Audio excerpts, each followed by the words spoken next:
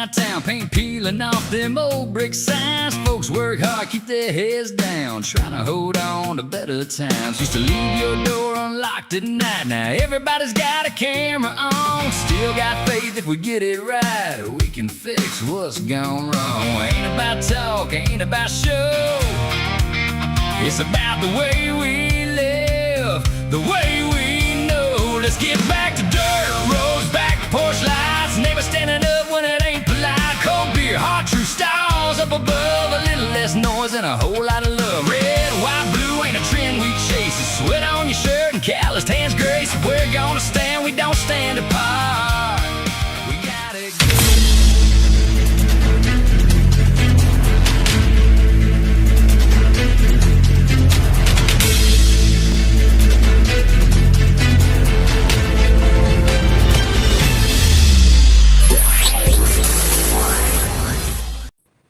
Welcome into Apex News Above the Noise. I am Kyle Thompson. And I'm Craig Blanton. Craig, we are blessed tonight to have a special guest with us to talk about a few things that most people don't think about, but until it happens like today, when you actually see the result of it, you want to find out some more information. So we have that. We are joined tonight by Jim Mackinson, a local Frankfort guy who has only been here for a couple of years, but he is a retired firefighter out of Elk Grove, California, just south of Sacramento.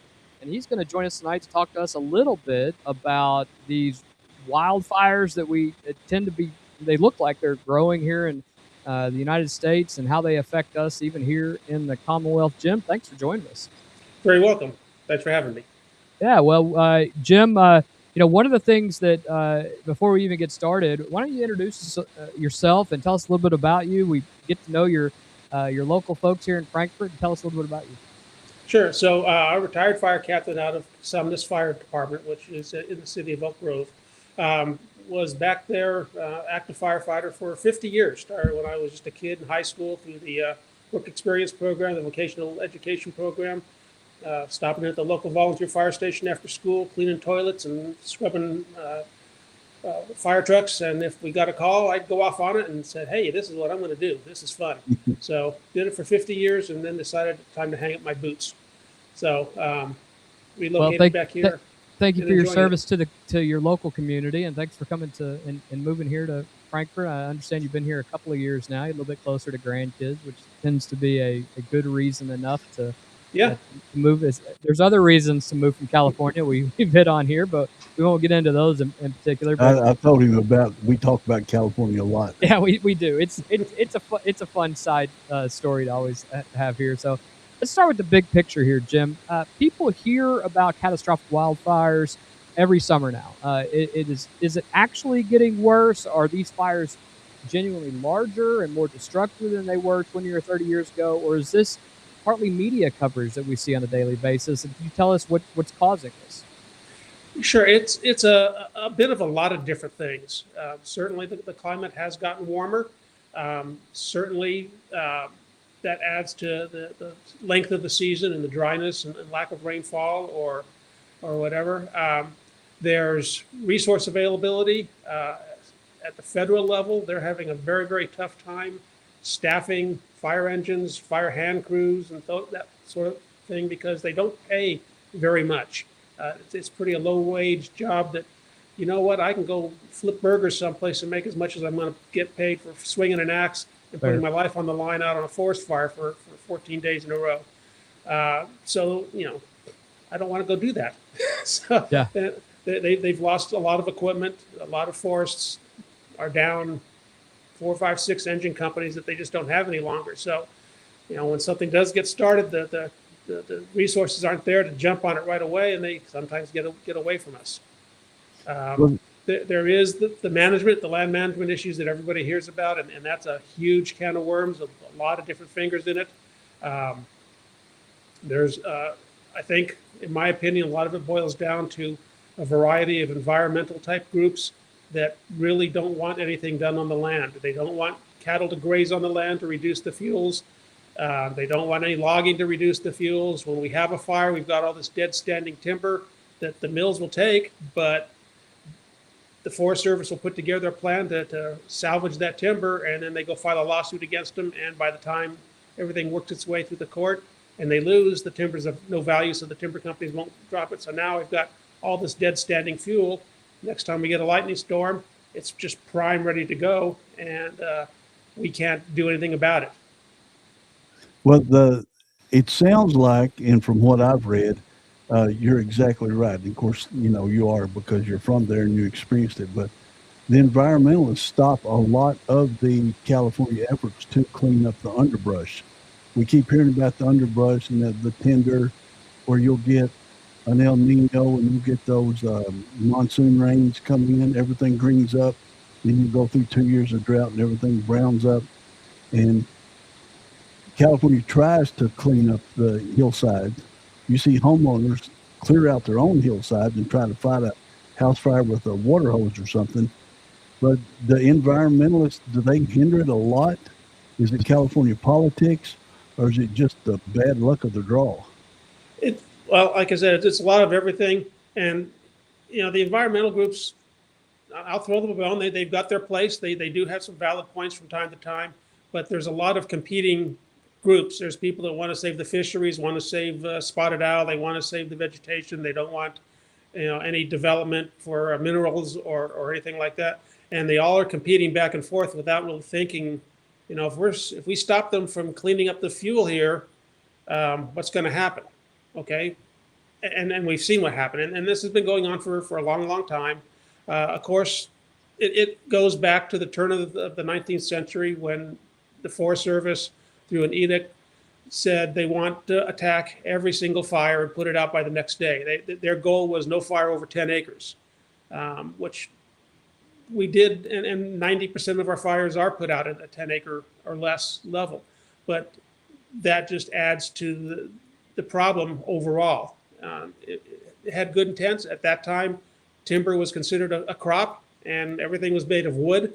And so they were protecting that resource. And that's changed over the years. The other big thing we have with these fires is the encroachment of people into areas that really don't want people to live there. There are developments in cities and communities that go up that should never have been built, but local government allows these developments, and they are just terrible places to try and deal with when a fire gets started nearby. And the majority of your resources have to go to protecting life and property, and we can't attack the fire. So there's all these different little reasons involved. Mm-hmm. I don't know if any one is more damaging than another, but altogether, it's a big weight.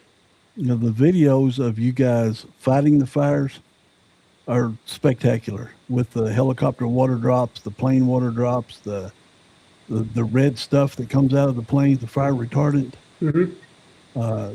The volume of water and seeing how it smothers a fire. Did you ever get to ride in one of those planes or any of that, or did you have any of it rain down on your head? Oh yeah, my web gear or my line gear, our firefighting gear, is all speckled, little pink marks all over it. I've been in the helicopters a few times. Does that look familiar? Oh yeah, I've got that picture. Yeah.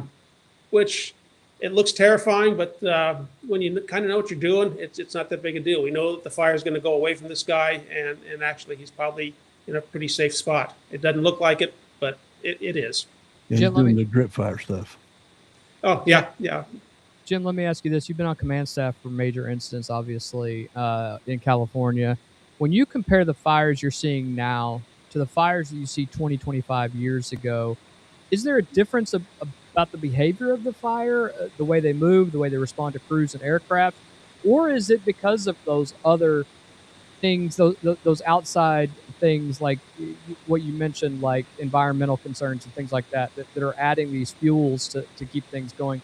Or are these fires acting differently? And I know that sounds like a silly question, but it seems like 25 years of experience, now you have people who are in these positions and act like they don't really know how to attack these things. So is it a lack of knowledge, or are these things acting differently than they did 25 years ago? So sure, the fires are behaving differently. There is more fuel. More fuel burns a hotter fire. the hot fire then travels up into the trees, and once it gets up into the crowns at the tops of the trees, that makes it very, very hard for us to control.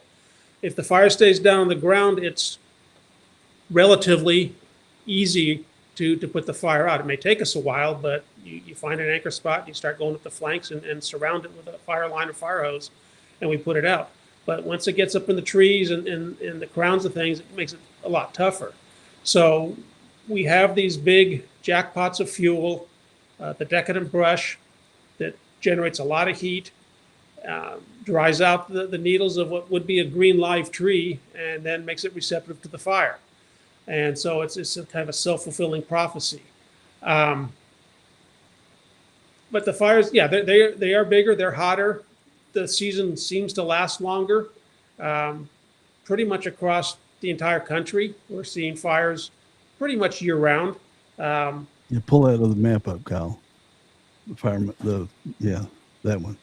So you see that one, Jim? Yeah, we get fires all over the place, and here in the east and the southeast, fire season is in the fall and in the spring, because that's when your fuels dry out. It rains all summer on and off, so you don't have the catastrophic fires that we have out west, where it's not unusual. I mean, where I lived, it would stop raining. You might get something on Memorial Day, and then you wouldn't see rain until mid-October.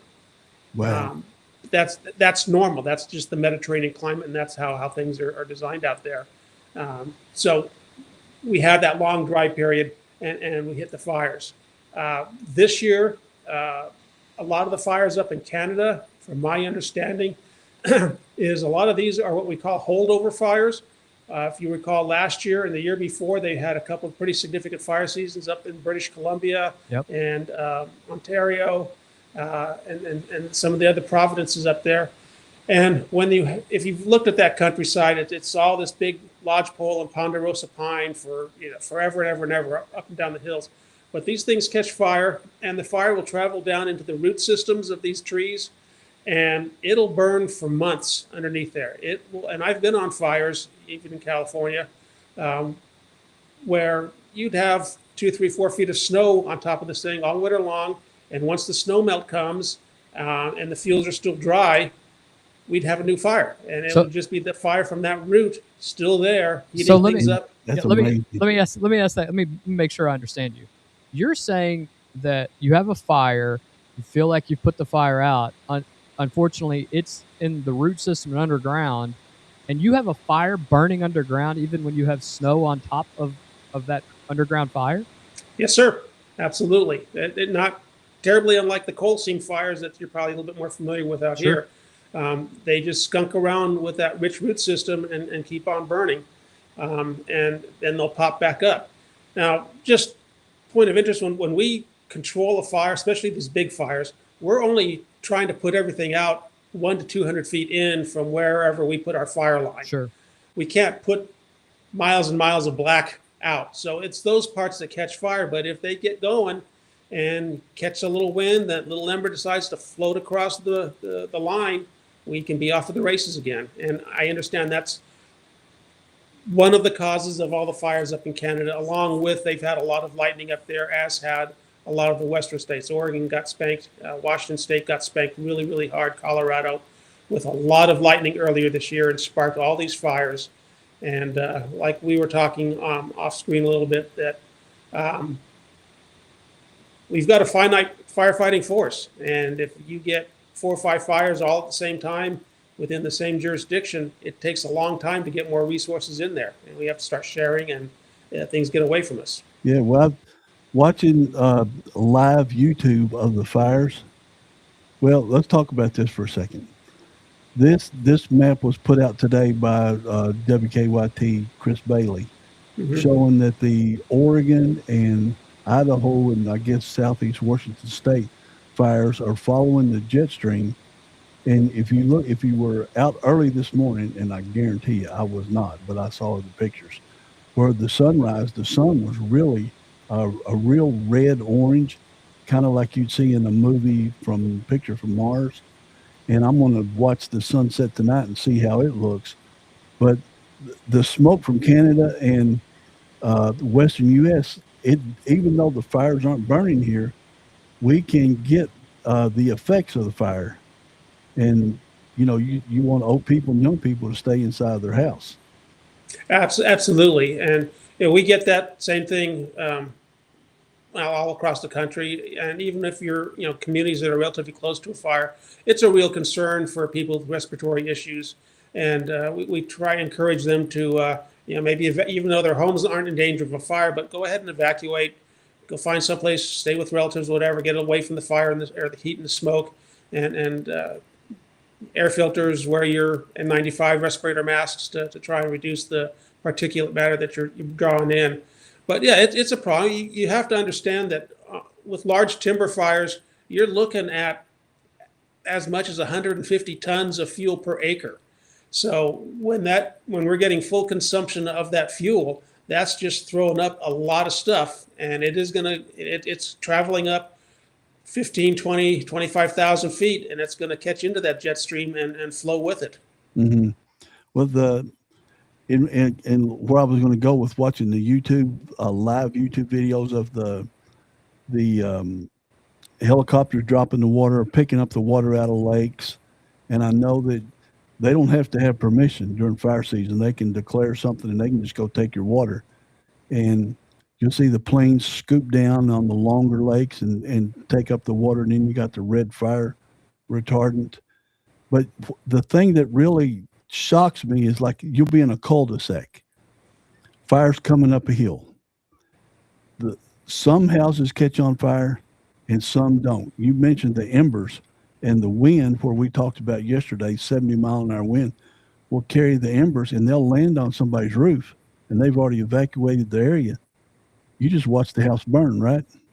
Well, we try not to watch it. We try to get there and protect Well, I mean, if you're not structures. there, because you can't be everywhere. No, we can't be everywhere. And you think back to a couple of years ago, the Palisades fire in Los Angeles, Right. taking out all those homes.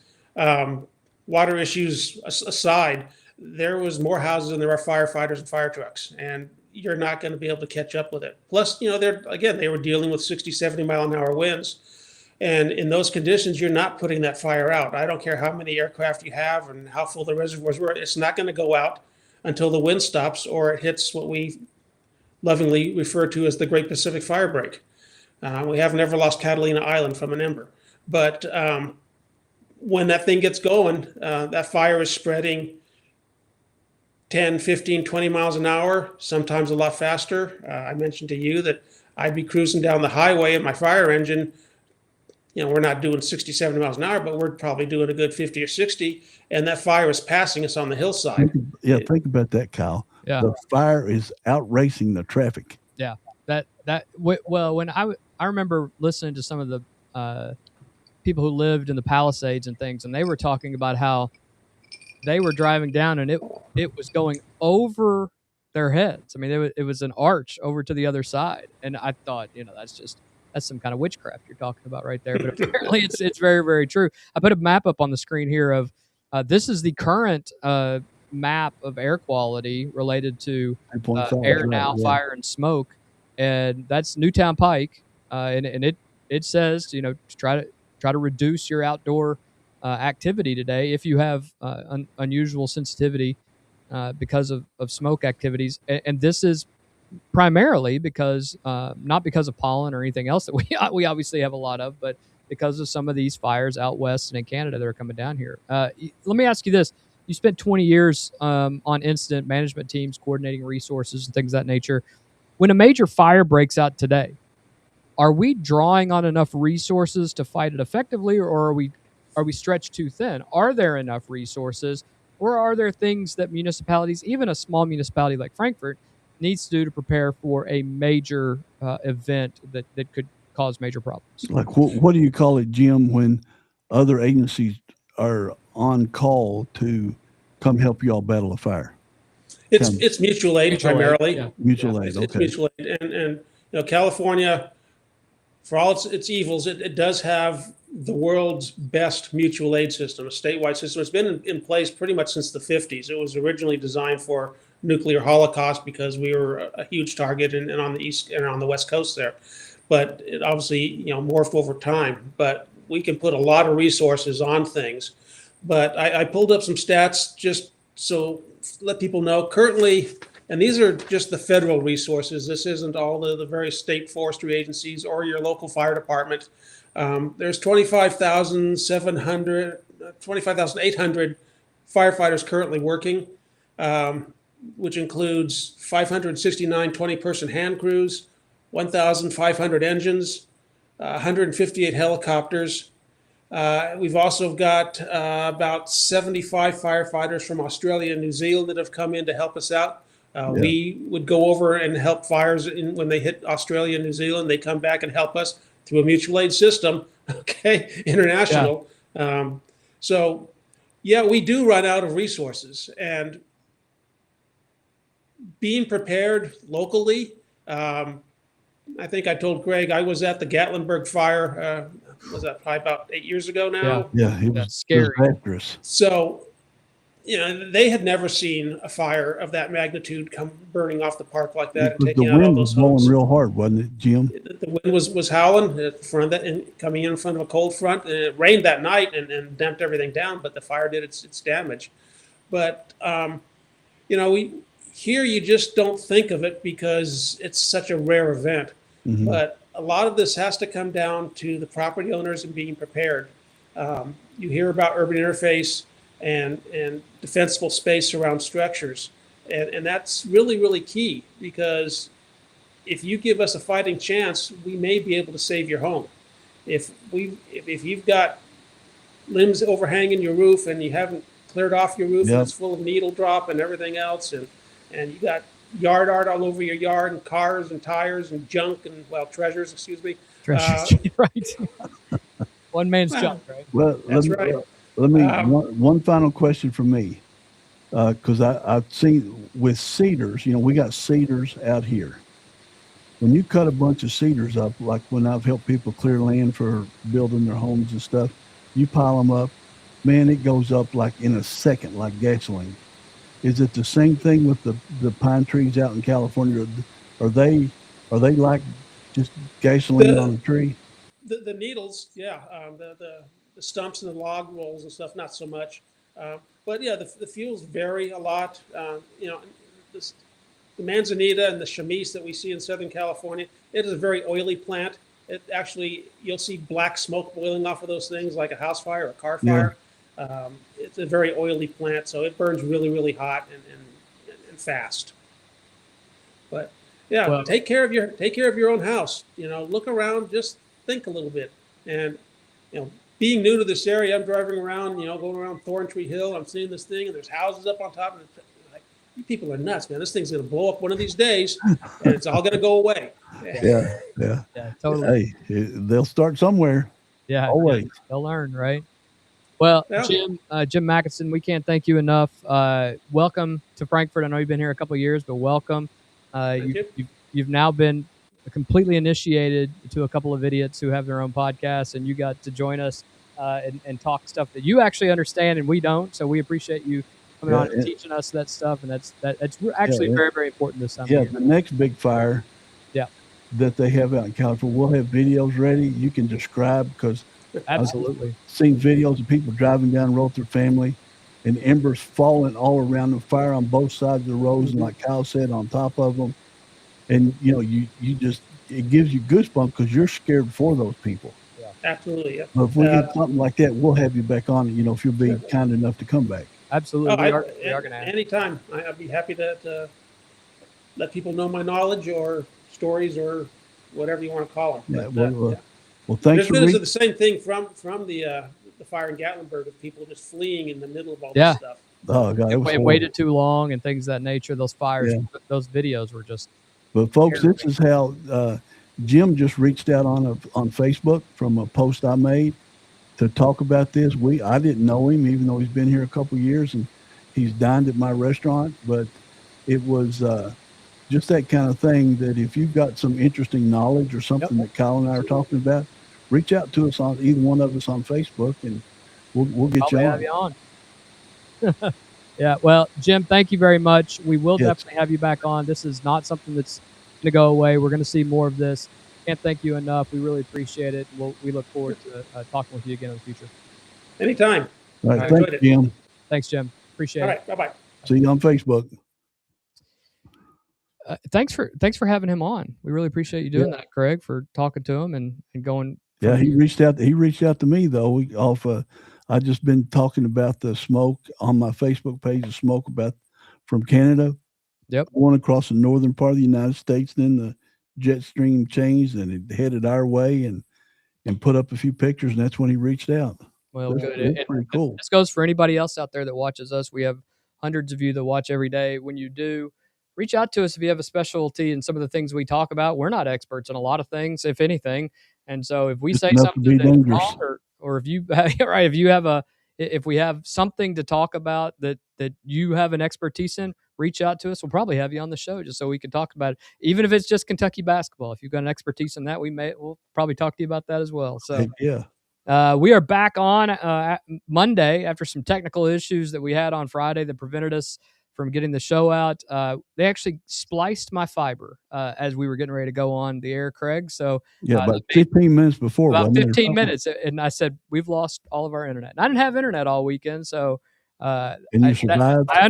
I understand what it was like to live back in the 1900s now. It was So do I. kind of wild. Well, we appreciate your patience. Before we get into today's news, we want to briefly cover a couple of stories from Friday that you should have heard. First, Vance Boelter, the man who disguised himself as a police officer, went to the home of Minnesota House Speaker Melissa Hortman at 3:30 in the morning last June and shot and killed her and her husband, Mark. Was sentenced Friday to 2 consecutive life terms plus 40 years in federal prison.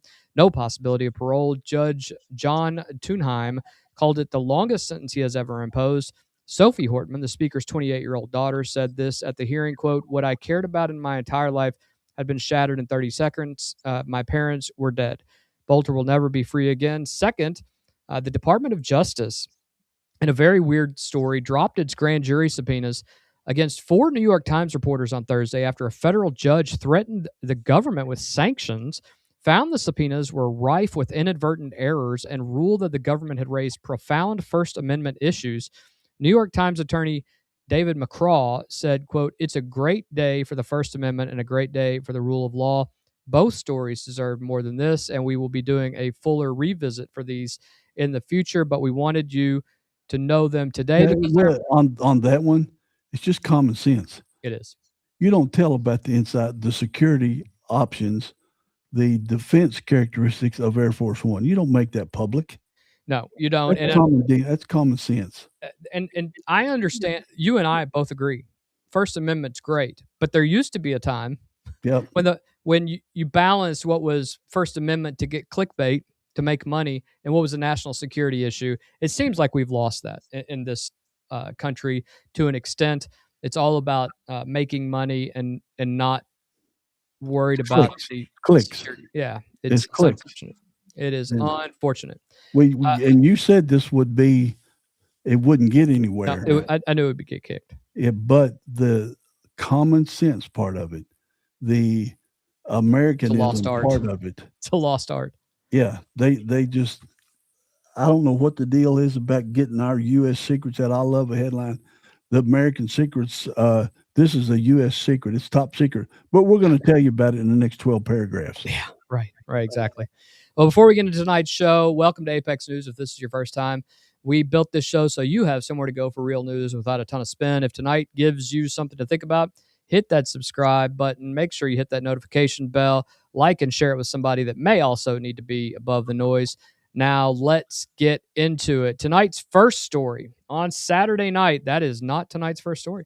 On Saturday night in Berlin, Germany, a man drove a van into a crowd gathered near the city's annual Pride Festival closing party in a park near Brandenburg Gate, a very famous location, and then attacked people with a machete. One woman was killed. 29 others were injured. German authorities identified the suspect as Abdul Ballout, a German citizen with Lebanese roots and known ties to Islamist groups in Berlin. The attack was over on Sunday afternoon. Berlin police located Ballout at an allotment garden complex in the city's Spandau district. When members of Berlin's special police unit approached him, Ballout reached out with officers with a weapon. Officers opened fire. Despite firefighters' resuscitation efforts, he died at the scene. Too bad. German Interior Minister Alexander Dobrindt addressed the attack directly and unambiguously on Sunday, saying, quote, "Everything we see here points to us dealing with an Islamic terror attack. Shocking that he would say such a thing, by the way." He confirmed 29 total injured. Police had issued, several of those are in critical condition, by the way. And this was an LBTQ whatever Pride parade. Yes. He addressed the attack, going further, saying that police had issued a wanted notice over the weekend, warning the public not to approach Ballout, saying he may be armed and dangerous, which proved accurate. The sequence of events Saturday night was calculated. A vehicle used as a weapon first, followed by a bladed weapon attack on those fleeing or already injured. Craig, one woman is dead, 29 wounded, several others are critically wounded. The suspect, an Islamist with known ties to extremist groups in Berlin, shot dead by police Sunday after he charged at officers. Back for training with ISIS. Yeah, he right. flew back for training, and Germany knew it. Yeah, Interior Minister Dobrindt said it plainly, Islamic terror attack. Germany has had a near continuous experience with this threat for 20 years now. It seems like there are some of these things happening all of the time, especially in Germany. What is it about this German situation specifically that makes this a recurring vulnerability, and what do these attacks tell us about the state of European security right now? Well, I keep saying this. It's European and American empathy for these North African Muslims that want to come into our country, our countries, our nations, and they can do whatever they want. But we, Europeans and Americans, cannot go back to their countries and do whatever we want. So if I recall correctly, there might be a different, I think there's another knife attack where a guy was going around with 2 machetes, whacking up people, and he got shot too. But the problem is, the citizens, they've taken the guns away, guns, knives, all that stuff's illegal over there, over in Europe. They can't defend themselves. Yet somehow criminals can get those the ability guns. to get weapons. Yeah. And these terrorist guys, they seem to, their weapon of choice is a machete. Because just think about it. Guy swings a machete hard as he can into your shoulder. Oh, you're dead. And it chops down 6 or 8 inches. I mean, that's brutal. Yeah. That's Roman times injuries. But the people can't defend themselves. There was another one that I watched a video of early this morning where a guy's walking around with 2 machetes. And the people are running away. I think this was in France this weekend. Shocking. And another country. And he just walks by this woman and stabs her. And he walks by 4 or 5 other people, and then they finally kill him. Yeah. But I don't know what the hell is in the water over there. I don't know what's in, but the same water must be in some American states where we welcome these people in. They hate us. They say it on our streets. There's all kinds of videos out there. Our politicians love them because they keep reelecting them. Yep. And Europe is what we're going to be in a few years if we don't do something about it. And look at New York City or not New York City, Mondami City, and what's going on there already. Yeah, I've already changed. It's Mondami City. Good. Well, that guy he's talking like a president. Yeah, he's weighing in on national affairs. We'll talk eventually about what he said with. Oh, you got that on here too? I don't have it on here tonight about Netanyahu, but we'll talk about it this week because he made some other crazy statements today.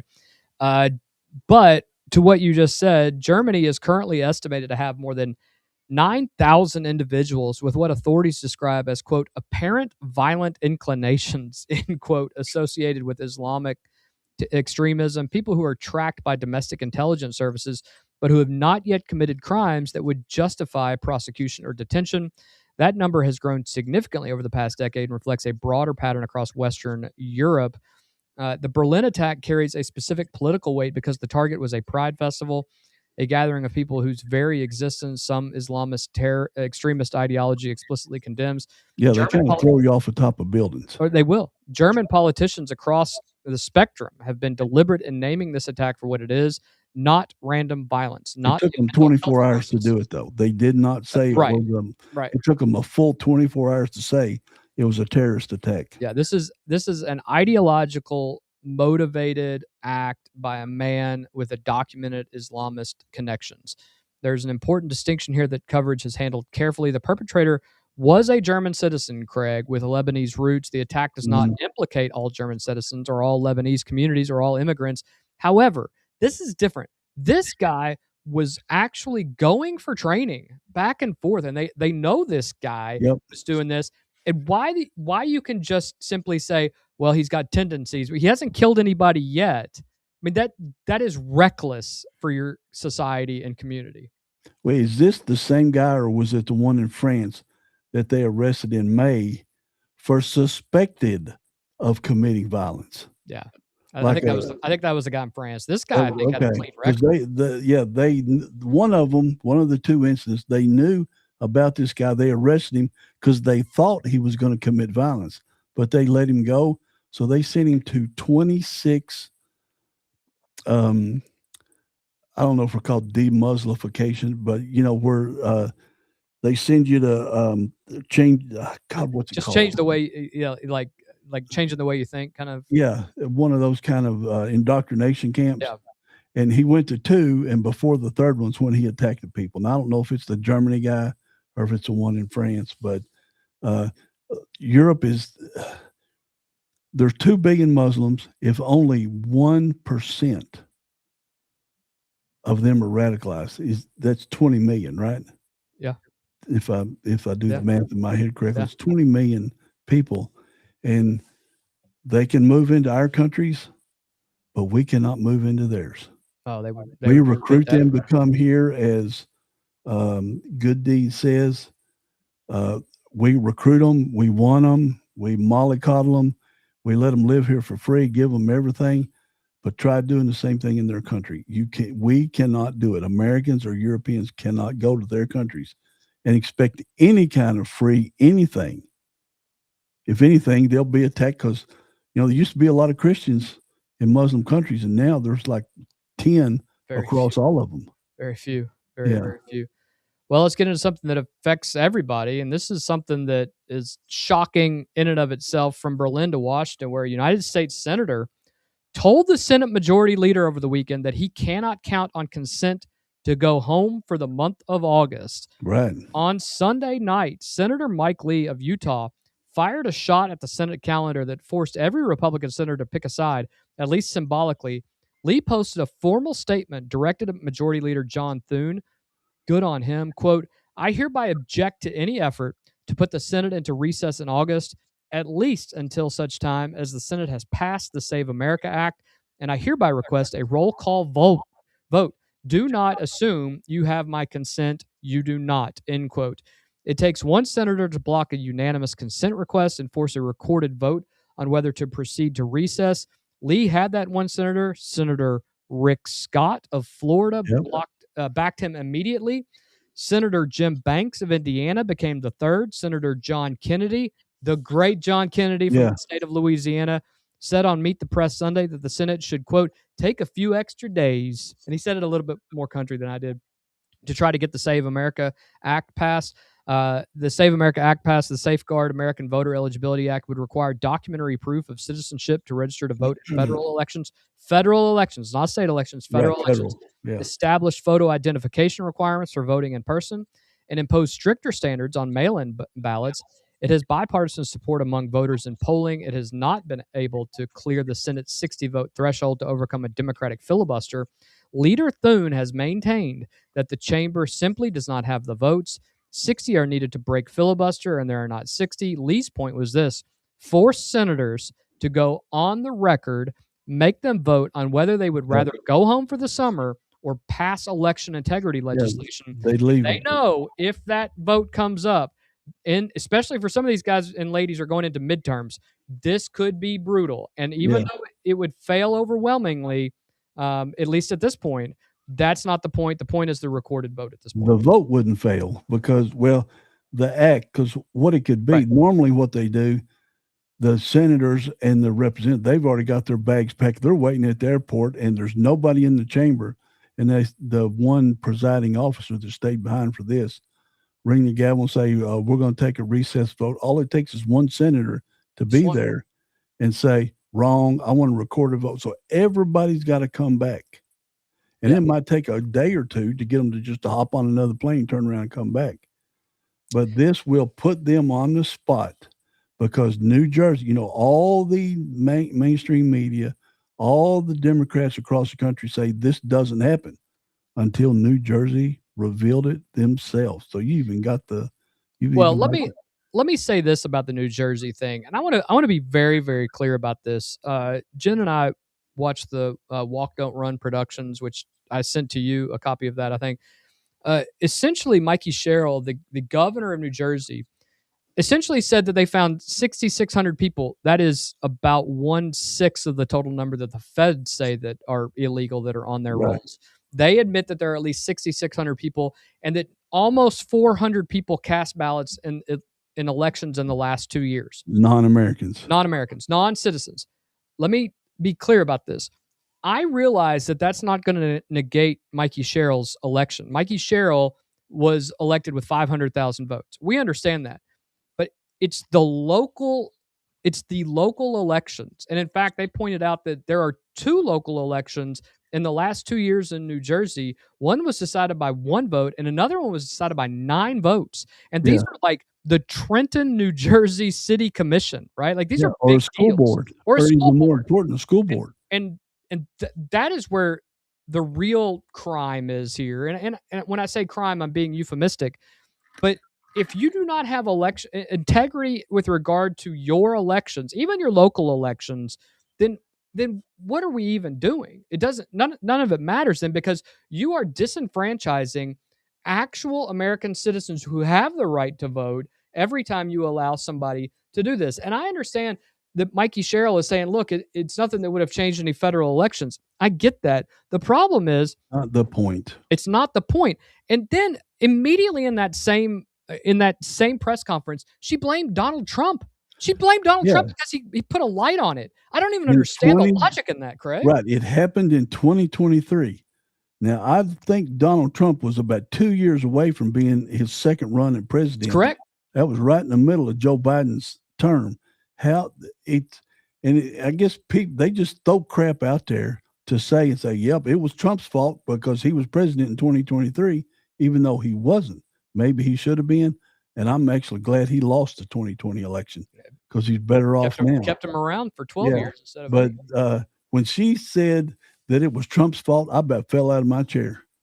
I mean, it's just lunacy. Let's get back to the Save America Act. The Save America Act is worth understanding on its merits. Separate from the parliamentary pressure campaign around it, the legislation would require Americans to provide documentary proof of citizenship, a passport, a birth certificate, a federally recognized tribal ID when registering to vote in any federal election. It would establish photo identification requirements for in-person voting.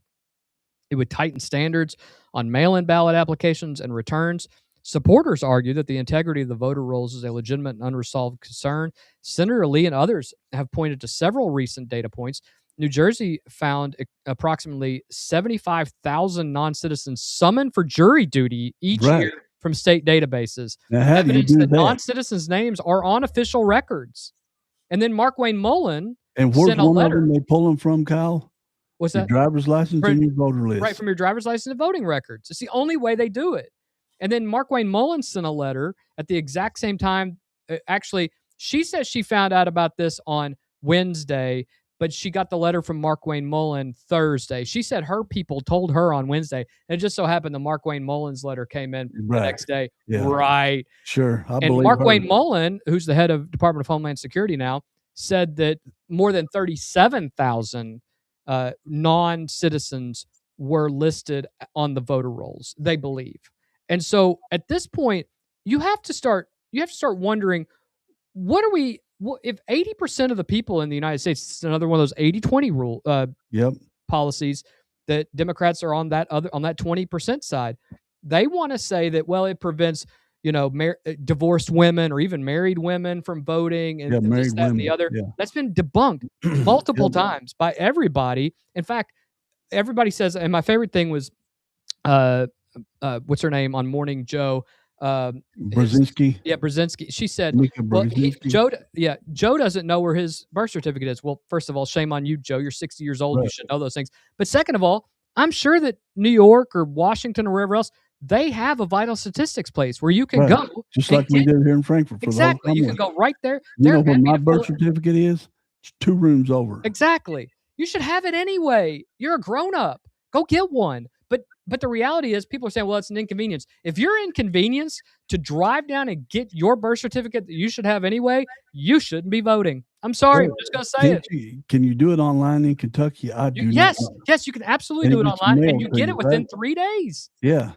So and in Frankfurt we can just drive up there and get it. Wait 15 minutes and get it. Yeah. I mean, it's just, and when they say black people can't get, it's hard for them to get IDs, but yet you see video after video after video of man on the street interviews, and they say, I wish those Democrats would quit saying it's harder for us to do stuff than it's always a white interviewer than you white people. It's not. We've all got them. We all have IDs. You have to have them to go anywhere, do anything. You got to have them to do anything. Right. I mean, it's ludicrous. Critics of the legislation argue that it creates barriers to registration that would disenfranchise eligible voters, particularly low-income Americans, elderly Americans, and minority communities. My favorite thing is that white liberals are telling minorities, we know better than you again.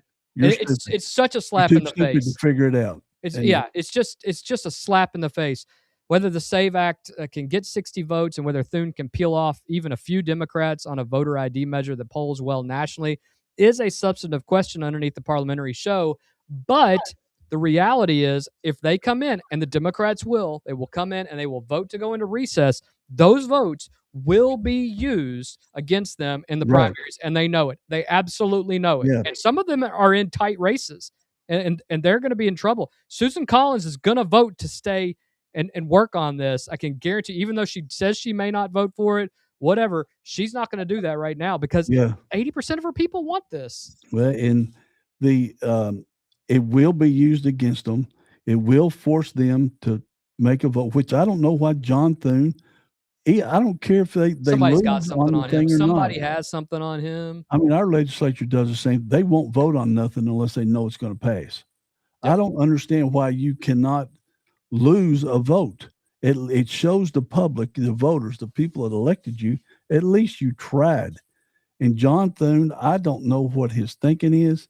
It can be used 2 ways. It can pass, or it can be used against Democrats that say, nah, we don't need voters. One or the other. No ID. It's one or the other. Walk in office, because remember, you and I joked when California was going on, we'll just fly out there, we'll vote, and then come back. We absolutely could have. Who's going to stop us? Because it's illegal in California to ask us. To even ask you if you're legal or not, a resident of California or an American citizen. Well, we'll obviously keep an eye on that.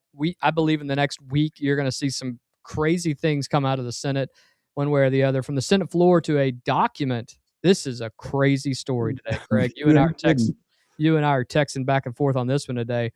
To a document this is awesome news. Kentucky senator says exposes a gap between what one of the most powerful scientists in America said in public and what he wrote in private has come to light.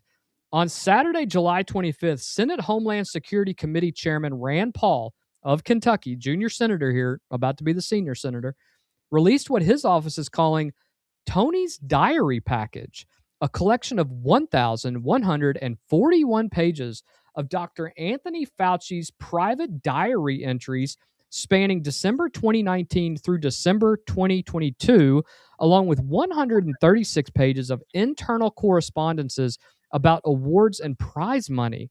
The release came days before Fauci is scheduled to testify under subpoena before Paul's committee. My gosh. Paul's announcement on X was this, quote, "My investigation uncovered that Anthony Fauci kept a diary. What he wrote privately and what he told the country are 2 different stories. Let's go through what the diary entries actually show, starting with the ones that are most directly at odds with Fauci's public record." This is a big one. January 26, 2020, Fauci wrote in his diary, quote, "Now we know the market was not the source. It was the amplifier. I want to freaking scream about this. Is This that is page ridiculous. Is that page 2 of 9? That's page 2 of 9. Yeah, I shared that today. But that is, God Almighty. That entry was written in January of 2020. The wet market as the source of COVID was already, in Fauci's own private notes, ruled out. The Yep. market was where the virus spread, not where it originated. And yet, for months, years after that entry, the public messaging from federal health officials, including Fauci, treated the wet market as the most credible origin theory. February 1st. Battled it for months, silenced Yep. other scientists, told the FBI they didn't know what the hell they're doing. People lost credentials. People lost jobs. Doctors lost jobs. Fauci ought to spend the rest of his life in jail. It's appalling. Because they kept saying, trust the science. So I title all my posts when I talk about this is, how can you trust the science if you can't trust the scientists telling us the facts? Fauci lied. He lied. And he lied over and over again. And he's going to lie again when he gets in front of this committee, too. February 1st. Which is Wednesday. Yeah, February 1st, 2020, Fauci participated in a now famous conference call with 12 scientists about the origins of the virus.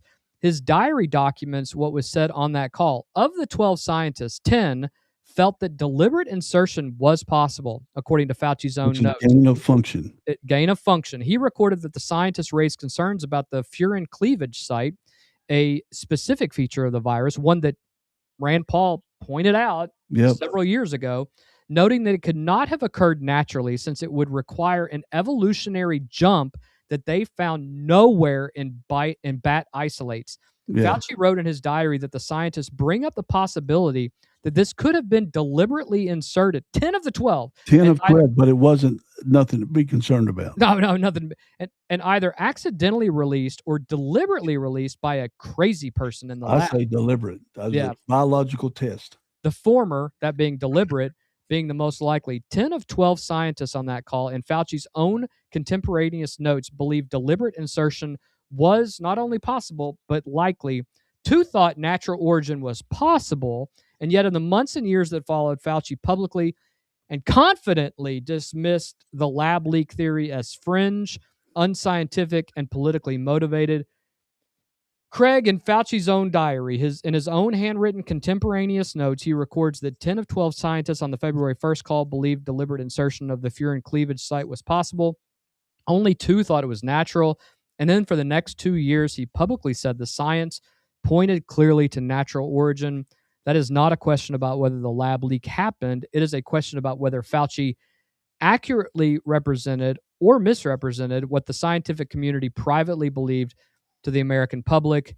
How significant are these entries, and will it make a difference at all moving forward?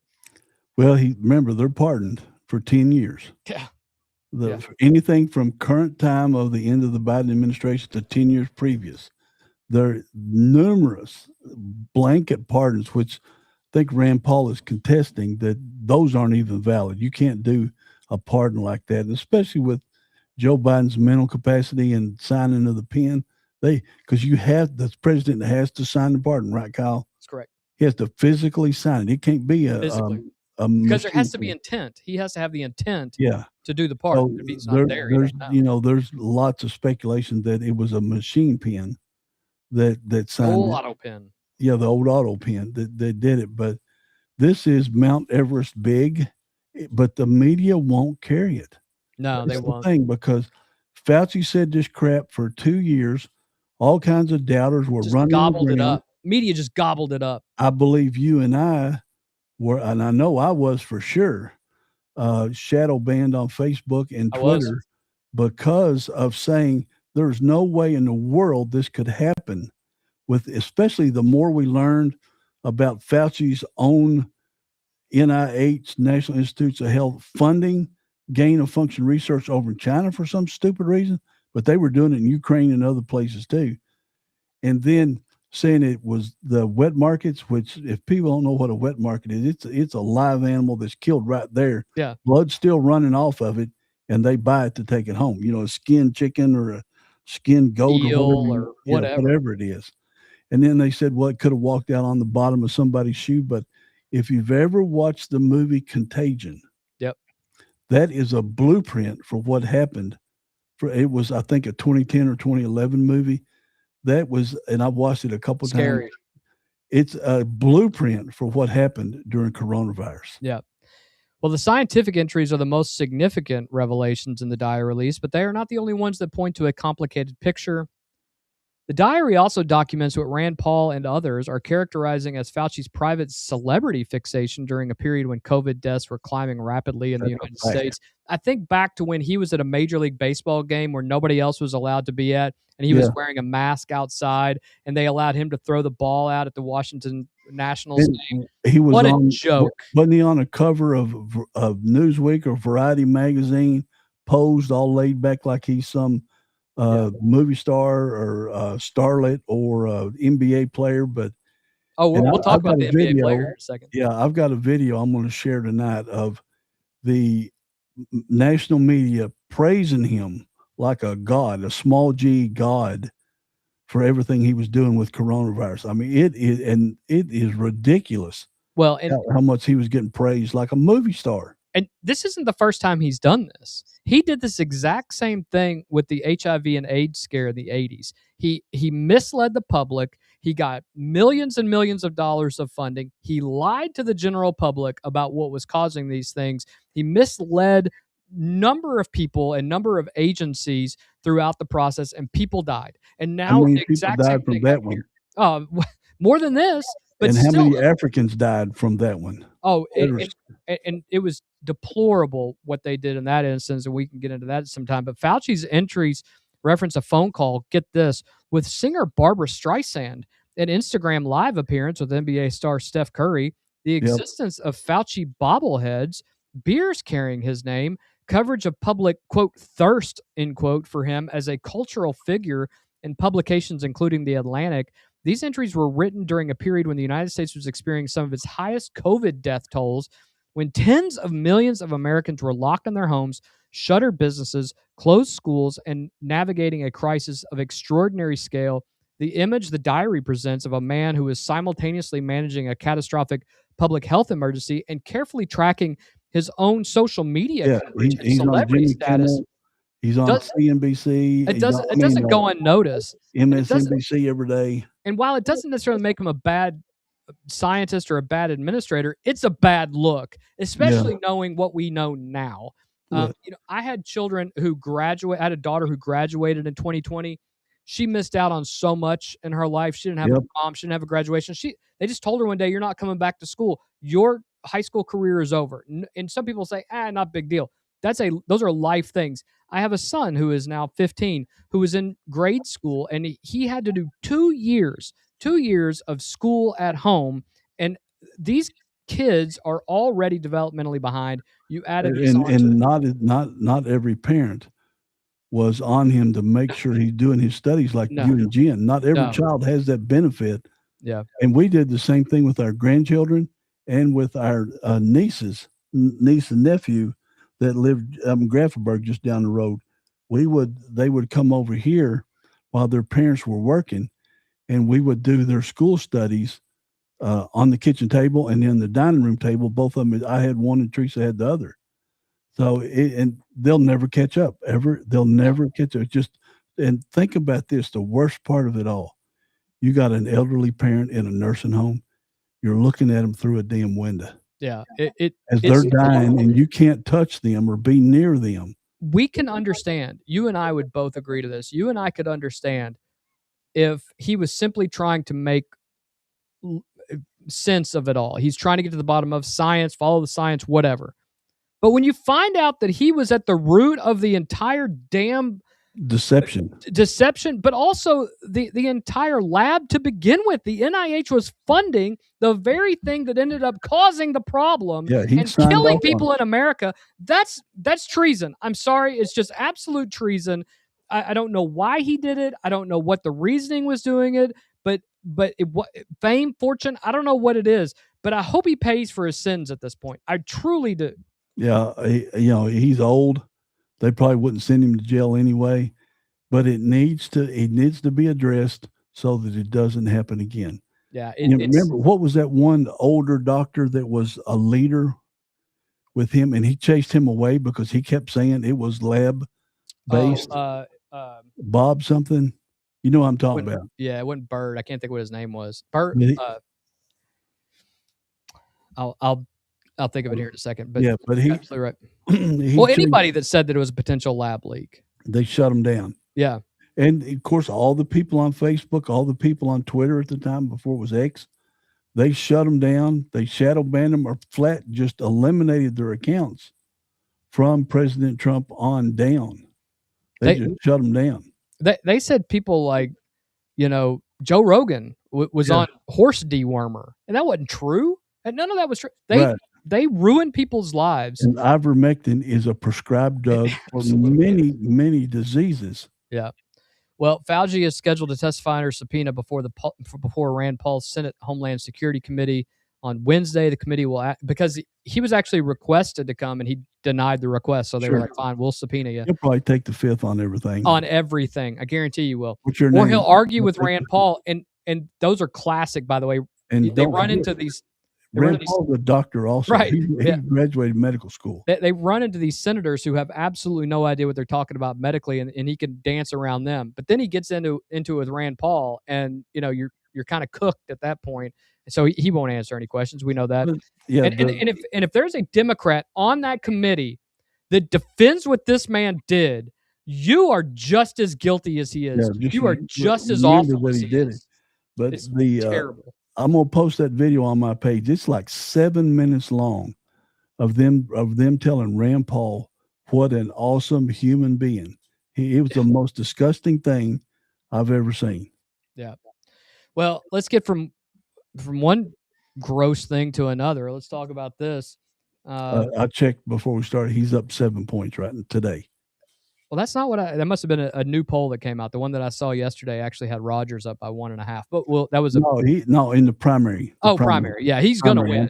He's going to win the primary. Yeah. That's a guarantee. Yeah. From Washington and the pandemic to Michigan, where a piece of investigative journalism that we had planned to run on Friday tells a specific story about a specific woman and a platform. It's very hard to explain. We will get right into it. Here is the video. We will play it in its entirety at this point. Well, here we are, out in the deep, thick country of Michigan. Looking for one Elizabeth Waffle, 88 years old, donated nearly $150,000 in the last 5 years to Democratic causes. This is one of El Sayed's micro donors. Doesn't look like the Taj Mahal by any means. Come along. Where's the house? Okay, if I'm not back in 5 minutes, call somebody. Ding, ding, ding, ding, ding, ding, ding. Hello? This woman gave $150,000. Here's a walker. Right. She doesn't own a computer. Doesn't own a computer. Hi, madam. Okay. Pleasure. My name's Charlie. Are you Elizabeth Waffle? Yeah. It says here that you've donated $150,000 in the last 5 years to various campaigns, and that you've made nearly 15,000 donations. I doubt it. You want to see it? 15,000, yeah. 15,000 separate donations on the computer. Did you make 15,000 donations in 5 years? $150,000? 150? Hell no. I don't have that kind of money.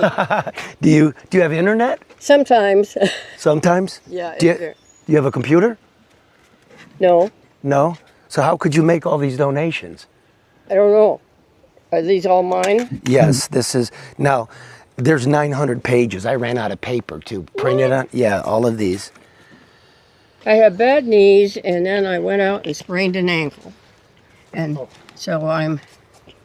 Well, with $150,000, you get those knees replaced. No, I don't think I've dare spent that much. When's the last time you lived in Canfield? Well, I lived there for 1 year after the house burned. Oh, your house here burned, yeah? So what it has here, here's the dates. In August 27th of 2024, you not only contributed on the same day from this address, but also from the Canfield address. So it says like you were in two places at the same time on the same day. Well, I still own the property out here, so... Surely. Yeah. But it says how many contributions that day did you do? It's 10. It could be. I don't remember quite that much of it, but Not $150,000 though, I can't believe it. and not 15,000 times. Yeah. And you have spotty internet. What's this one? Aaron Rugenberg? Lugenberg. Rugenberg. That name doesn't ring a bell. Doesn't ring a bell, huh? Doesn't mean a bell at all. 150,000 is abnormal. 150,000 is very abnormal, and I think it's wrong. I think there's something in there that's off. Can you show me how to make a donation? Yeah. Okay. Okay.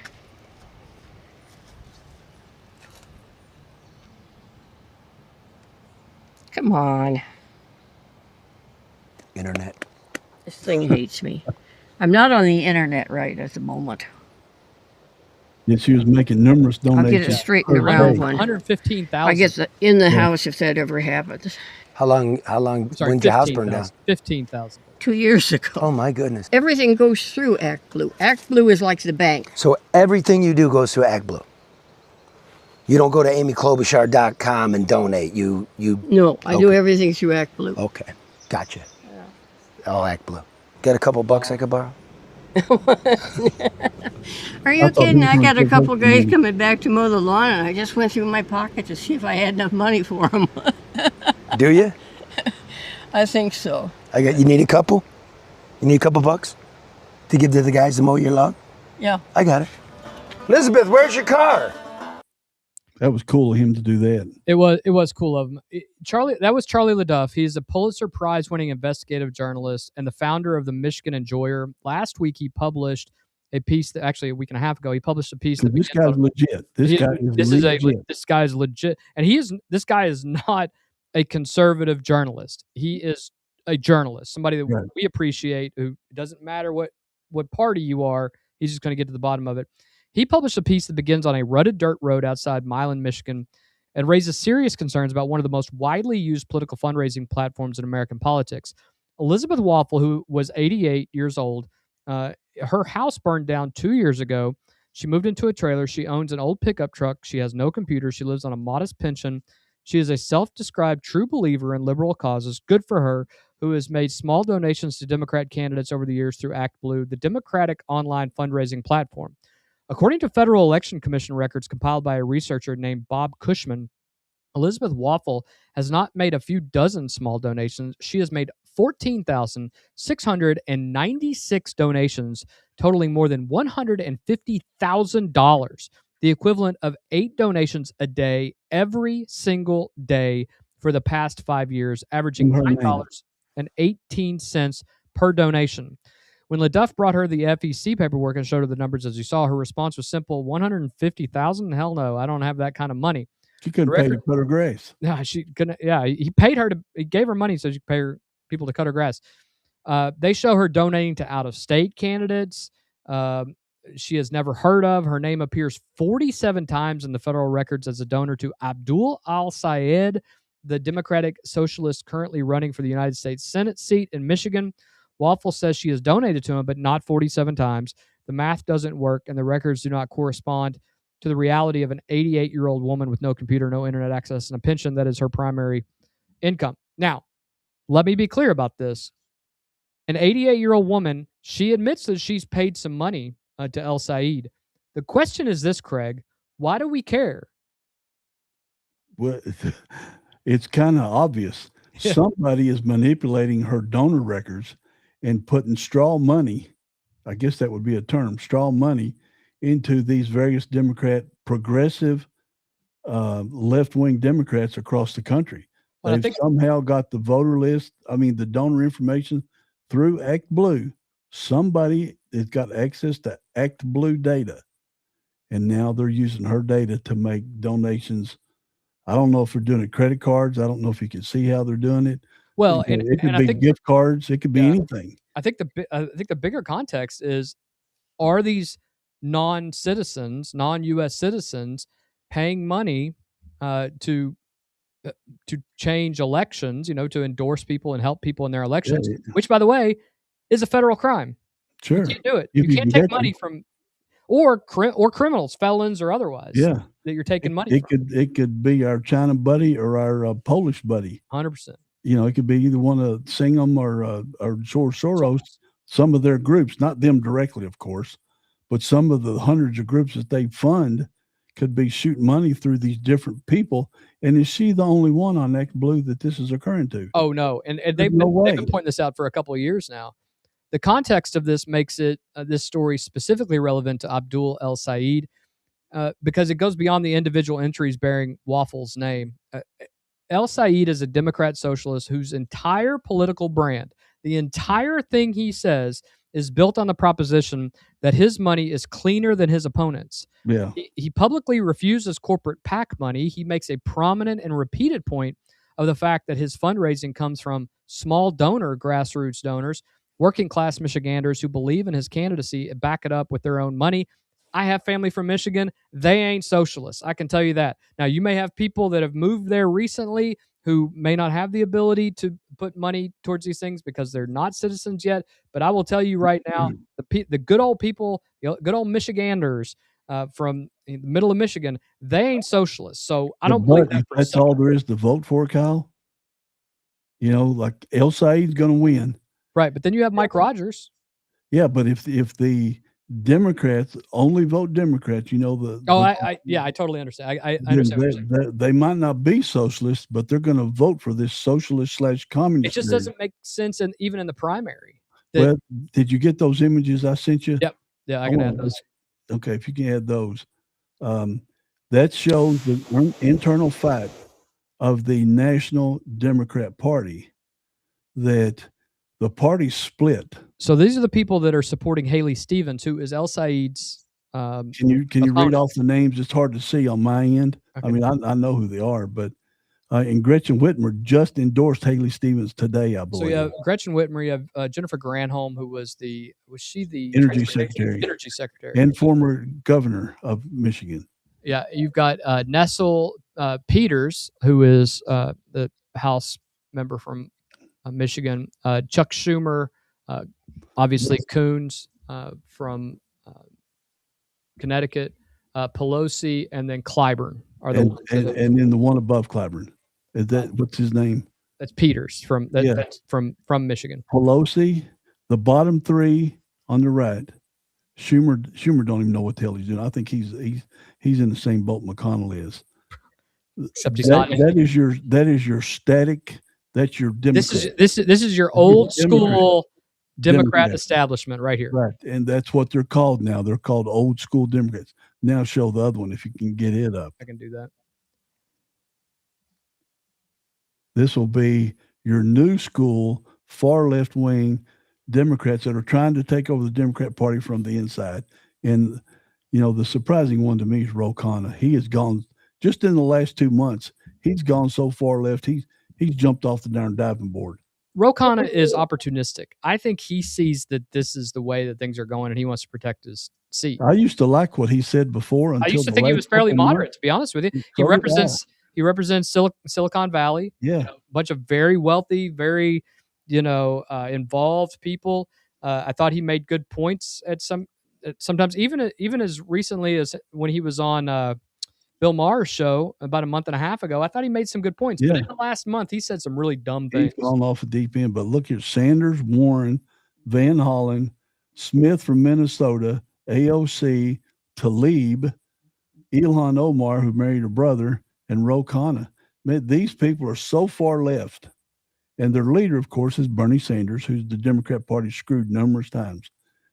He has by the way, it is all coming to roost right now. They screwed Bernie Sanders so many times that he has no loyalty to the Democrat Party, and he's going to turn it inside out, and he's going to have fun doing it. And I believe in one of his presidential runs, he won Michigan. He was leading, I think, but they go so late. I think he turned around and I'll have to look it up and see. Yeah, you'll have to check that out. The CEO of Act Blue, Regina Wallace-Jones, appeared before Congress this year and invoked her Fifth Amendment right against self-incrimination 22 times when asked about foreign contributions and the platform's internal controls. 22, Craig. That is not the response of a platform confident in the integrity of its own records. LaDuff closed his investigation with a direct call to el-Sayed. If he is really serious about getting corrupt money out of politics, then he ought to get off Act Blue and return the money directly Anything else is elder abuse. Your thoughts? Yeah, El Said wants to abolish prisons, wants to abolish ICE, wants to defund police, wants to defund the Pentagon. Like It's about as radical as you get. Said, yeah, he's as radical as they are. His stuff he said 2 months ago, he's now denying because he's got the attention of the country on him now. So he's saying he's a middle of the road Democrat, which is total bullcrap. Well, I think the other thing about El Said is that he probably thought, if I win, I have to go as far left as possible. He did, and now that it looks like he's going to win the going away, at least the primary going away, it's going to turn around. He's up 7 right now, 7%. But if he stays far left, you're not going to be able.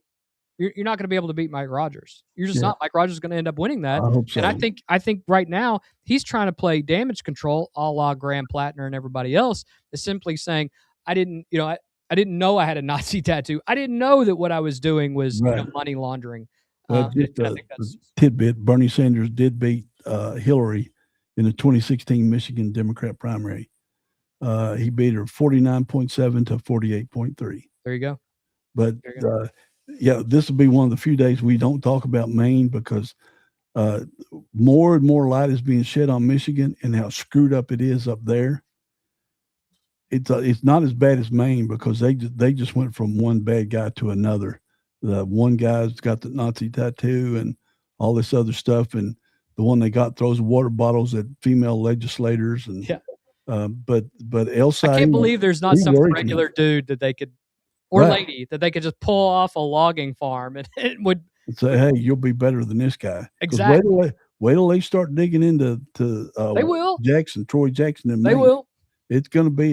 I mean, CNN's already hit him a couple weeks ago, but El Said, if this guy wins, that's another straw in America's camel back. Yeah, that it's going to hurt. And if he wins, it's going to tell. This is why I say this is the race, because nationally it's going to show where the Democrat Party is. Are they going to go with the left wing, Muslim, progressive, far left wing Democrat?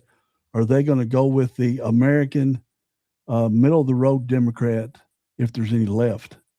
It's going to show the true divide of the party. And if he wins, that could be the end of the Democrat. It could be of the three-legged stool that you always talk. It could be one leg gone, if not two. Well, they have their primary next Tuesday. Next Tuesday. Watching that. Yeah. That will be big. And we'll have to keep an eye on it. You ready to get into some Kentucky sports and sports in general? Yeah, let's go. All right. Okay, let's go.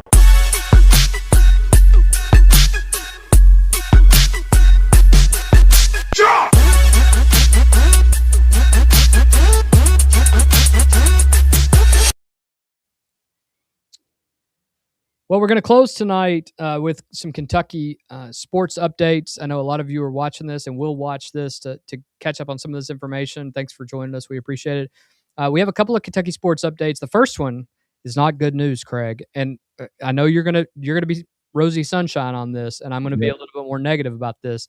The first is this: Cam Williams is in a boot. The 6'8" wing who broke his foot against Texas in January 2026 and who battled back from that surgery to play in 5 postseason games for Kentucky, has had a second foot surgery on the same Jones fracture. The second procedure was necessary to fully address the injury rather than managing it.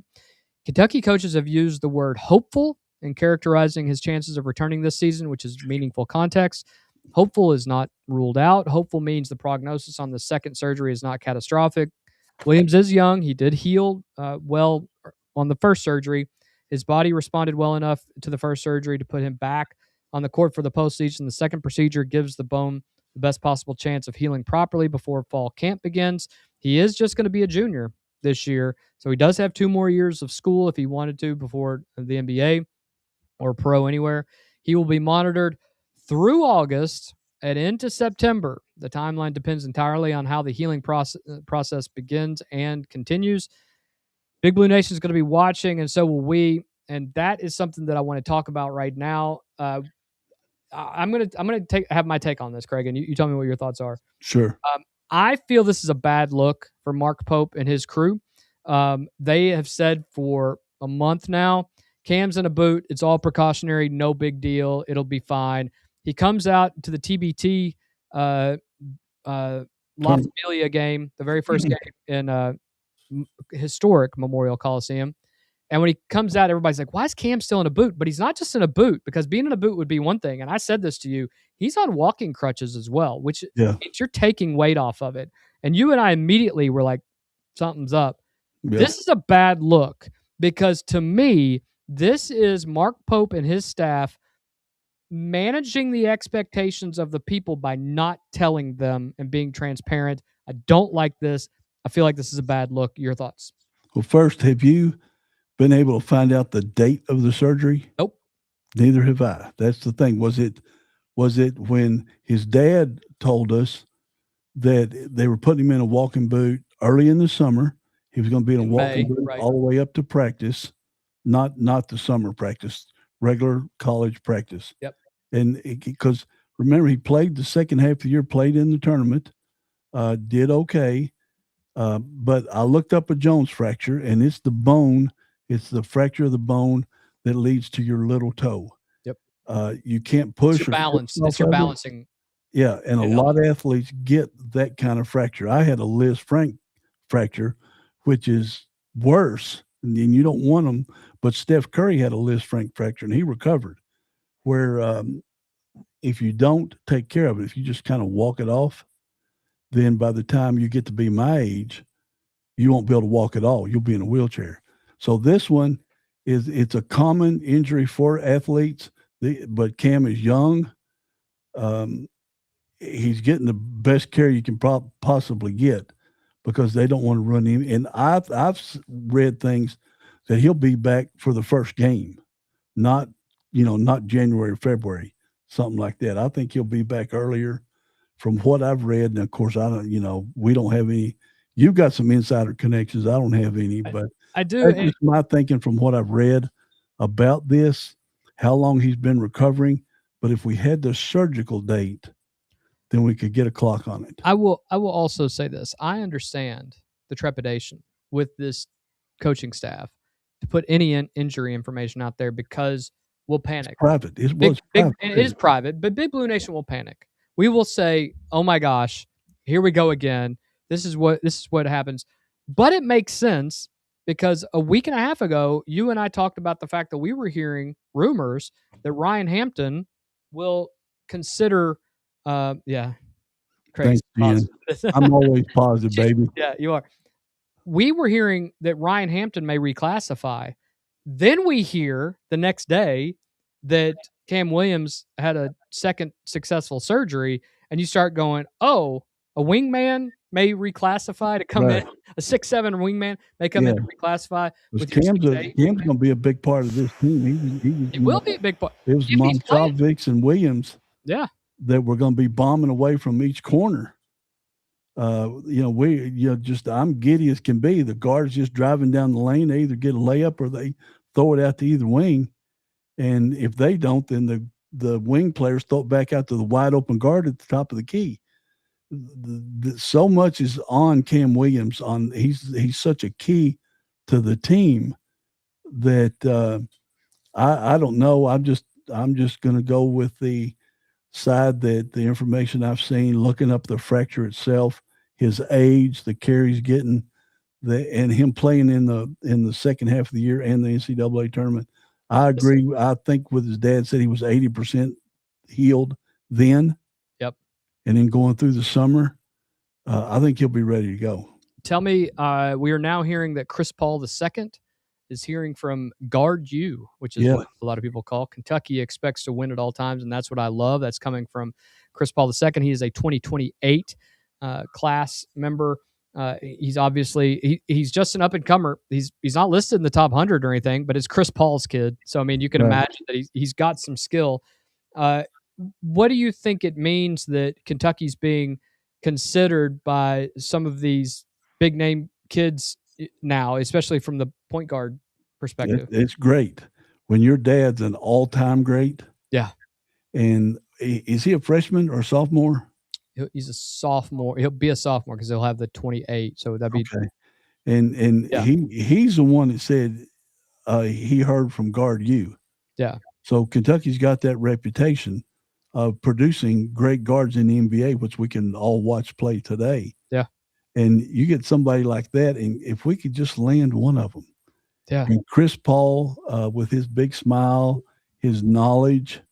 Wouldn't it be great to have Chris Paul and Mo Williams and Shaq and these guys all hanging out at Kentucky? Yeah, for a couple of years. That would be a lot. That would bring a lot of excitement that a lot of us are wanting. I'll tell you what, this TBT thing where they're playing at historic Memorial Coliseum. It's a lot of fun to watch. I said I didn't know if it was going to make it another iteration of it, but people in Kentucky are basketball fans. They want basketball. Now, how much are they playing for, Kyle? $2 million. $2 million split.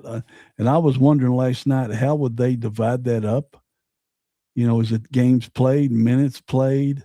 Because Archie Goodwin has carried them for 2 games, but he didn't play in the 2. Didn't play in the first 2. Yeah. And Khalil Whitney with the big putback dunk to win the game the other night. Won the game. Yeah, it's going to be.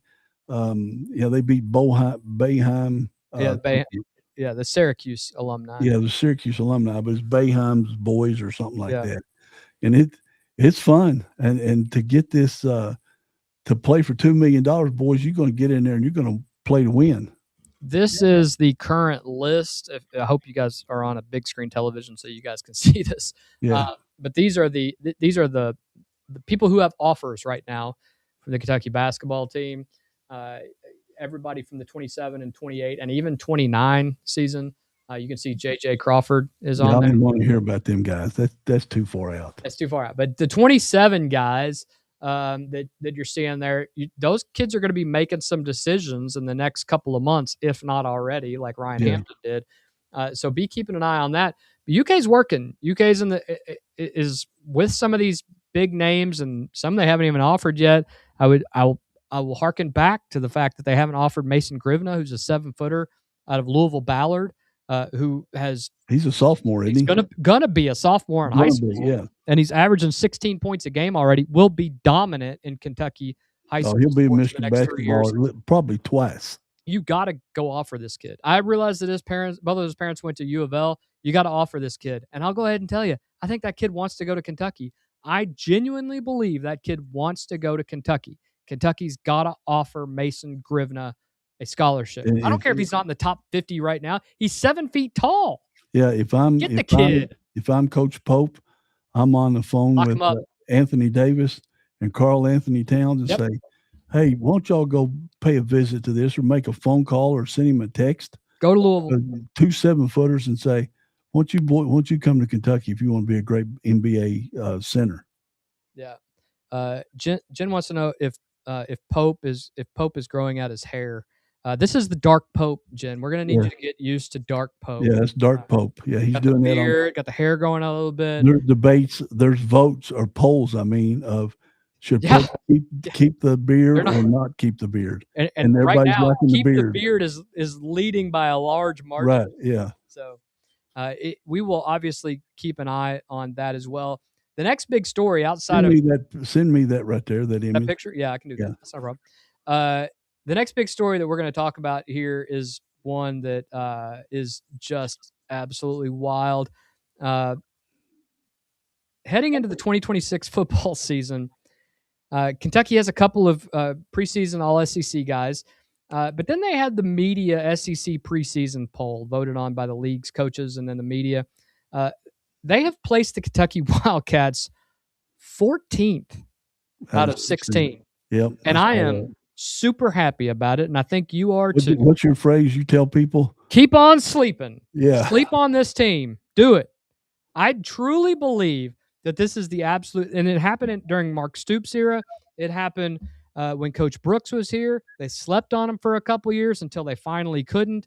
And people can say, oh, you worked all that hard. You came in fourth in your division. We were playing to play in the SEC championship against Georgia. Right. So we can do it here. It's a matter of just finishing. It was a pretty darn exciting time. I'll tell you that. Yeah. And it's coming. But here's the deal right now. I was shocked. In a conference where teams regularly go into the college football playoff, and the two teams below Kentucky are historically the league's lightest competition, being projected 14th suggests the coaching poll doesn't fully reckon with what Will Stein walked into Kroger Field carrying, and this is the media poll right here. And that's fine. Good. He said it himself in Tampa. He thinks that they'll win because of him. When the media and the coaches pick you 14th, and your head coach stood at an SEC Media Day podium and said that he believes the reason that the team will win is because of him. I love that. And not 14th. I love that bravado. Yeah. And it's going to do one of two things. You'll either eat it or you'll be able to back it up. One or the other. You'll work harder. You'll work harder to prove yourself right. Yeah. And a statement like that. Yeah. The Wildcats open up on September 5th against Youngstown State. I will be in the crowd that day. And if my math is right, Will Stein will have 47 days now of that bulletin board material as it comes out now. We are just 6 weeks away. And people are saying, will Kentucky beat Alabama? I believe Kentucky will be 2-0. I'm not talking about fans. I'm talking the national media. Yeah. National media are saying Kentucky, because of Will Stein, nothing else. Kentucky's got a shot of beating Alabama and starting the season off 2-0. If they do that, then it's going to be a completely different year from a Katie bar the door 3-9 or a 6-6 season. Listen, just to get to a bowl. Listen, 6-6 with this schedule. I'll take it all day long. Take it. Yeah, because if you look at some of those teams, those are all-time greats, all-time. Georgia, Texas, A&M, LSU, Alabama, Oklahoma, Tennessee, Florida. Those are all-time great college basketball teams. Yeah. They're historically good. Like UK is in basketball, those 6 teams are historically good in college football, and they're even better today.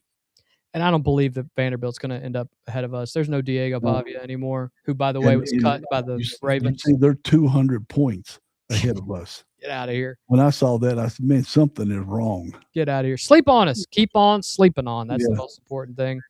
It just is what it is. Let's talk a little NBA because we were going to talk about this last week. We didn't get a chance. We owe you Friday's story about this. 41 years old, 23 seasons in the NBA, the league's all-time leading scorer, 4-time champion, 3 different franchises announced Friday afternoon that he is signing with the Philadelphia 76ers. I would not have guessed this at all. The details, a 2-year contract worth $8 million with a player option where he could play till he's 45. Confirmed to ESPN Shams Charania by LeBron's agent, Rich Paul. LeBron made nearly $53 million with the Lakers last season. He took a fraction of that to chase a title in Philadelphia. $8 million. $8 million over 2 years. So he's making $4 million. Yeah. And the thing we looked at all weekend is we have a guy on UK's team right now. I'm sick of Momcilovic will be making $6 million. And what's LeBron's net worth? $1.4 billion. $4 million is lunch money for him. Yeah. He don't care. He's not. It's not about this. How much he's making right now. He's chasing a ring on a loaded team. Yeah. His statement on X was worth reading in full, but a few lines are definitive. He said he thought he was done at the end of the Lakers season last year. He needed time to decide. Then he said, quote, "I still truly love this game and I have more to give. I still want to sacrifice. I still want to work. I still want to grind. I still want to compete to win and to have a chance at the feeling of winning another championship. I believe I can help make the Philadelphia 76ers a championship team. And I am so excited to energize a new fan base and start this incredible journey one last time." He will be joining him. He'll be joining guys in Philadelphia, Tyrese Maxey from Kentucky, Joel Embiid, and Jaylen Brown. That's the whole key. That's the whole key. Yeah. Is Joel going to be healthy? If Embiid is healthy, they could win the East. And Jaylen Brown, who was acquired from Boston earlier this offseason. A great player. Who was just given away, by the way. Right. They just gave him away. God, I don't know why they didn't like him. Or maybe he didn't like the Celtics. Maybe. You don't give him away. He is great. if LeBron wins the title with the Sixers, he would become the first player in NBA history to win a championship with 4 different franchises. Philadelphia has not won an NBA title since 1983 with Dr. J and Moses Malone. 43 years. LeBron is going there specifically to end that drought. He calls it his last decision. We'll see if that happens. Yeah. And to close it out for the Big Blue Nation, the other thing that we want to say is Travis Branham. We talked about what he said about Chris Paul, but Travis Branham has been watching what Kentucky's been doing, and he believes that while we haven't nailed anybody down, that we're still in the mix for things. I don't know how they got mixed into the story, but when it came to LeBron James over the weekend, we were talking about this. I don't think there's any way in the world that LeBron James is going to retire if he's still scoring 18 plus a night. Well, he scored 20 last year. Right. So what the 76ers got? If Joel Embiid is healthy, he'll score over 20. Jaylen Brown will score over 20. Tyrese Maxey will score over 20 and average for the season, and LeBron. So I don't know of any other team that has 4 players that will average over 20 points a game. And then you got the rookie that stud in VJ Edgecombe. Is that how you say his name? Yep. Edgecombe? Yep. He is really good. So they're loaded at their starting 5. They're kind of weak on the bench. But if you got 4 20-point a game average scores, then you're going to have days where LeBron scores 45. Or you're going to have Maxey score 50. Which he can do and has done. Which he's done, yeah. Both of them have done it. And Embiid scores in his 40s. So it's Junior's staying with the Lakers. The Lakers actually love him. Late news today. The Lakers have proposed a 3-team trade to deal Bronny James to the 76ers. Oh, you got to be kidding me. Nope. If I'm Bronny James, I do not want to go with my dad. Well, according to reporting from Yahoo Sports, a lot has happened. Bronny James is being considered to be moved. The Lakers want to move Bronny James. I think that's kind of given. 2 days ago, they did not. In this deal, his jersey sales and everything. Yeah, in a proposed trade, the Sixers would acquire Bronny James from Los Angeles, and the Lakers would receive Klay Thompson from the Dallas Mavericks. I knew Klay wanted 2028 second-round pick, and the Mavericks would receive Jake LaRavia and Dalton Connect from the Lakers. I like Connect. I do too, but I don't understand why Klay Thompson wants to leave Dallas. And I don't know that he does want to leave. There was talk about him leaving this weekend, but I couldn't tell if he wanted to leave or they wanted rid of him. I wouldn't think they would want rid of him because he's a stand-up three-point shooter, still over 40%. I don't know why they would want to give him away, but if I'm Bronny James, I do not want to follow my dad's footsteps. Boy, Jennifer's hard to take. God, I will tell you this. It looks like Bronny's going to move to Philadelphia. Hey, if it's Bronny James or Klay Thompson, good luck the rest of the night, Kyle.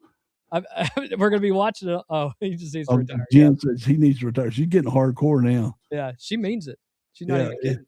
But, I mean, I'm not a fan. I like watching him flop. But, guys, at his age, 41 years old, he still can score over 20 a game on an average. You're going to have to drag him, right, kicking and screaming. Hey. And he's never had a season-ending long injury because of the way that he's built. No, he's a great dad. Yeah. He's a great husband. He's never fooled around on his wife. Nope. He loves his kids. He's done all kinds of stuff for Cleveland, built schools and all kinds of stuff up there. His personal life is, and the things he's done is great. And he's 41. So I'll tolerate LeBron James just to see how good he can be and how far he can set the scoring record above. It'll be untouchable at this point. It'll be absolutely untouchable. Nobody will ever be around that long. Who's going to be around for 25 years? Look at him. Yeah. Does he look 41 years old with that body? No, he looks like he still play for the Ohio State football. Yeah, I mean, he might go to the NFL after this. Who knows? Because he can still run. He can still run great. And not a fan, but I respect the heck out of him. Well, as a player. And I'll be is a honest, I dad. kind of respect a guy who's made his living. You know, like you said, he's worth 1.2, 1.4 billion. Who knows what he's really worth? And he's like, I don't care about money. I know you have to pay me something. Pay me essentially the veteran minimum, right? Which is this 3.9 million, and over 2 years it'll be around 8 that he'll end up getting, because there's all these rules, bird rules, and everything, and you end up getting a little bit more each year. You know, for senior status. You know where he might live? Where? New York City. Helicopter ride from New York City to Philadelphia is 45 minutes. But the taxes are. That's exactly what I said on that post. Oh boy, she's getting you tonight. Hey, She's getting you. Do you got any pies in your refrigerator? If you got a pie, wait till she walks around the corner and rub it. No way, dude. No way. No way. Anything else we haven't touched on tonight that you want to? No, this is a good way to end the night, and it is. We're going to have the election next Tuesday to watch, and there's going to be end of the month stuff here. The SAVEX going to be fun to watch play out this week. Yeah, if anything happens in the next couple of days, obviously we will break in and talk about it, and go from there. Be prepared Tuesday night. We'll try to get you those election results as well. And then obviously next Thursday, I'm going to go ahead and preface this right now. Next Thursday, Jeff Farmer. Yep. Jeff Farmer's coming on the show. Hey, I'm going to call Walmart. I'm going to call Walmart and get a coconut cream pie delivered to your house. Good luck. Good luck. She'll get you. But I will tell you that Jeff Farmer is going to be on the show. And if anybody wants, we're going to be talking flock cameras. We're going to be talking community policing. We're going to be talking about all sorts of good stuff. And he's rest from back in the day. Oh yeah, when he and I worked together at Franklin County Sheriff's Office. I might even try to find some good body cam stuff. But make sure you tune in next Thursday. But besides that, thank you guys for joining us. We can't thank you all enough. It means the world to us. If you would just go ahead and share, like, and subscribe. We're getting close to 2,000 subscribers, and on our TikTok we're close to 1,000 subscribers, so that's fantastic as well.